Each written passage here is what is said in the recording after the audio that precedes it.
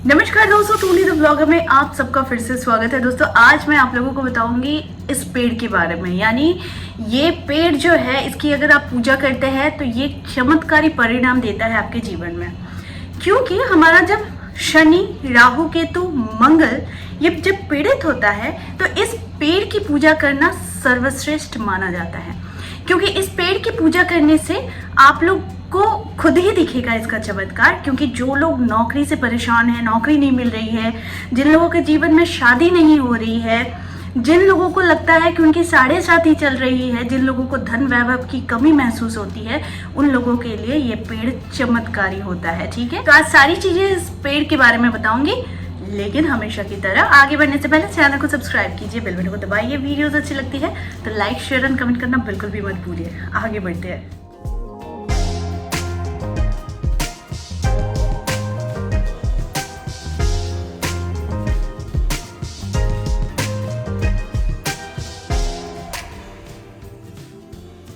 दोस्तों आज मैं बात कर रही हूँ पीपल के पेड़ की। जी हाँ, पीपल वृक्ष की पूजा को भी शास्त्र में बहुत ही ज्यादा उपयोगी बताया गया है और बहुत ही चमत्कारी बताई गई। यानी कि इसमें ऐसी मान्यता भी है कि इस वृक्ष में देवी देवताओं का वास होता है। तो पीपल वृक्ष की जो शनिवार के दिन विशेष पूजा की जाती है, जिससे व्यक्ति के जीवन में बहुत सारे चमत्कार चीजें आती। शनिवार के दिन अगर आप करते हैं तो इससे आपके सभी संकट दूर होते हैं, साथ में धन समृद्धि की प्राप्ति होती है, यश कीर्ति की प्राप्ति होती है। और साथ में अगर आप प्रतिदिन इसके साथ में, यानी शनिवार तो आपको करना ही है, क्योंकि अगर आपको शनि, राहु, केतु और मंगल के कुप्रभाव से बचना है तो शनिवार और मंगलवार को तो इसकी पूजा करनी ही रहती है पीपल पेड़ की। लेकिन अगर फिर भी आप प्रतिदिन अगर इस पेड़ का पूजा पाठ करते हैं, यानी प्रतिदिन इसका एक परिक्रमा करते हैं, 7 परिक्रमा करते हैं, देखेंगे कि आपके जीवन में बहुत कुछ परिवर्तन हो रहा है। यानी देवी देवता, आपके पितृ जो होते हैं ना, वो भी प्रसन्न होते हैं जो इंसान पीपल वृक्ष की पूजा कर। जान लेते हैं कि किस समय में पीपल पेड़ की पूजा करने से क्या क्या परिवर्तन आपके जीवन में आ सकते। तो पीपल वृक्ष की पूजा करने से आपको देवी देवताओं के आशीर्वाद के साथ साथ आपके पितरों के, यानी पूर्वजों के भी आशीर्वाद का आपको भागी बनना पड़ता है। यानी इससे पितृ भी प्रसन्न होते हैं। यानी बहुतों के जीवन में ना पितृ दोष होता है, तो इसके कारण भी इंसान की कुंडली में सब कुछ ठीक है, लेकिन वो उपयुक्त फल नहीं पा रहा है। तो इसका कहीं ना कहीं ये भी हम लोग देखते हैं कि उसका कहीं पितृदोष तो नहीं। तो अगर पितृदोष से आपको राहत पानी है, आपको पितरों का आशीर्वाद लेना है, तो आप पीपल की वृक्ष की पूजा जरूर कीजिए। तो अब जानते हैं कि पीपल वृक्ष की पूजा किस समय में करने से बहुत ज्यादा लाभदायक होता है। सबसे पहले तो आप ये याद रखिए कि अगर प्रतिदिन या फिर शनिवार को स्पेशली अगर आप सूर्योदय से पहले और सूर्यास्त के ठीक तुरंत बाद अगर आप पीपल की वृक्ष की पूजा करते हैं, जल डालते हैं उस पर, अगर कुछ चीज़ें हैं, जो सामग्रियां हैं वो मैं आपको बताऊंगी, अगर आप ऐसा करते हैं तो आपके सारे समस्याओं का अंत हो जाता है। और साथ में धन ऐश्वर्य की वृद्धि होती है। कानूनी लफड़े में अगर आप फंस चुके हैं, या फिर कानूनी कोर्ट केस बहुत दिनों से चल रहा है, आप उससे निकल ही नहीं पा रहे हैं, या फिर कहीं पर धन अटक गया है, धन आ ही नहीं रहा है, तो ऐसे में आप ये उपाय कर सकते हैं। यानी कि सूर्योदय से ठीक पहले, सूर्यास्त के ठीक बाद में आपको पीपल वृक्ष पर जल चढ़ाना है, 7 बार परिक्रमा करें। ऐसा अगर करते हैं तो आपकी समस्याओं से छुटकारा आपको बहुत जल्दी मिलता है। यहाँ पर जो मैं 2 समय की बात कर रही हूँ, यानी सूर्योदय से पहले और सूर्यास्त के ठीक बाद, आपको दोनों टाइम अगर सरसों का दीपक जलाते हैं पीपल वृक्ष के नीचे, तो आप देखेंगे कि ये दीपक के साथ आपकी बहुत सारी एनर्जी जुड़ी हुई होती है ना।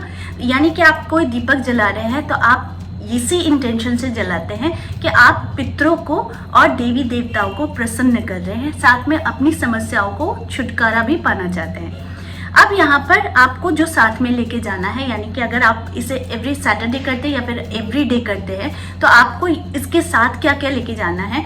कोई भी एक धूप बत्ती लेकर जाइए, हल्दी, कुमकुम, चावल और थोड़ा सा पुष्प यानी फूल, ठीक है।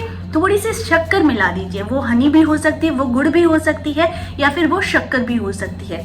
मिलाने से एक प्रसाद के स्वरूप आपको ये जल चढ़ाना है पीपल के पेड़ के नीचे, ठीक है, यानी उसके जड़ पर आपको देना है। अब पीपल के पेड़ की सात परिक्रमा कीजिए और पितरों से आशीर्वाद लीजिए और देवी देवताओं से आशीर्वाद लीजिए। इसी भाव से आप परिक्रमा कीजिए, इसी भाव से आप जल चढ़ाइए, इसी भाव से आप पीपल देव की पूजा भी कीजिए।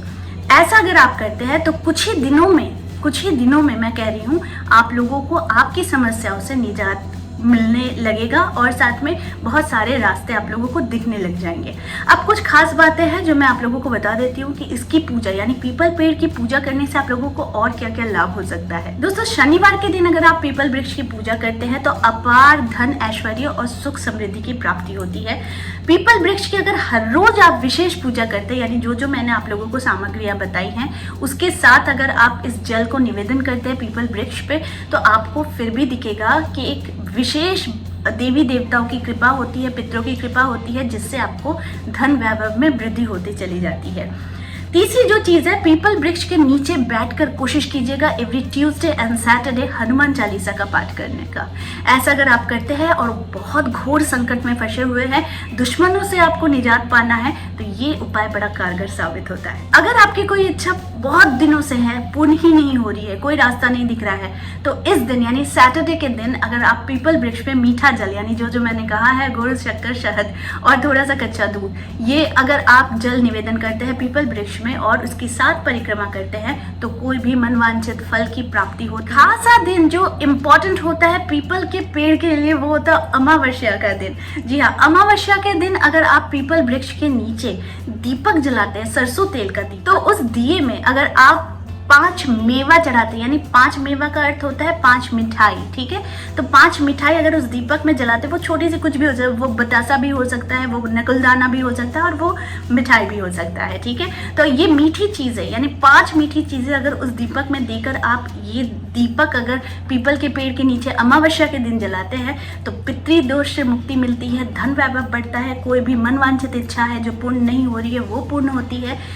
कहीं पर अगर आपको जॉब नहीं लग रही है, शादी नहीं हो रही है, तो ये एक उपाय आपके लिए सर्व सिद्धि योग देने वाला होता है। जो हमारे शास्त्रों में उल्लेख है अपनी इच्छाओं को पूर्ण करने के लिए, वो सारी चीजें आप लोगों तक पहुंचे, ठीक है। तो आई होप आज का वीडियो आप लोगों को अच्छा लगा होगा। इस तरह के वीडियोस मैं आप लोगों तक लाते रहूंगी। आज के लिए बस इतना ही, फिर मिलेंगे एक नए टॉपिक के साथ। तब तक के लिए आप सबको मेरा प्यार भरा नमस्कार।